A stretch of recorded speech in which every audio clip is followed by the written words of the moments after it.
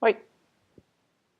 Hey guys, Paula Bailey from the Sassy CEO. What do you do when customers say they're going to buy from you and then 2 days later pull? Okay, this is a really great question. How many times have you spoken to a customer or a potential client and they say, yep, I'm in, and you go to send them off all the invoices and the proposals or anything else that you send clients to get them started, and then you sit there feeling like you're almost like watching the clock, opening your emails all the time, wondering when you're going to get that confirmation that they're actually going to start work with you, and then you feel that heavy feeling in your heart when you actually get an email from them telling you some sort of reason as to why they can't get started and that they'll start with you next month.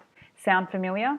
Okay, the number one thing that I want you to stop doing is when you're actually closing that sale, so actually speaking to the client about the potential of working with you and they're agreeing to work with you, I want you to actually, with congruence, ask for the actual deposit. So ask for a credit card, ask for some form of financial commitment to get started. So then if you don't have a way of actually accepting money straight off the bat, so being able to take a credit card over the phone, or being able to process the sale, then you need to start looking at different options. We live in a world where we are surrounded by so many options with technology to be able to easily and securely accept payments from clients. So, and I want you to stop, saying, awesome, you're going to work with me, and then sending off invoices and basically disempowering yourself with the sale and the money.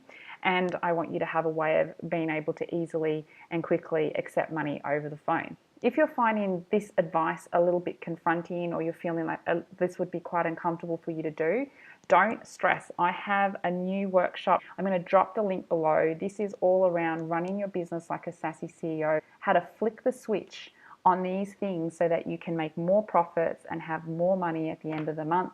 Work less, be less overwhelmed. It's all the secrets. I'm going to share my best with you in this workshop. I'll be dropping the link below. Make sure to check it out. I'll catch you soon. Bye.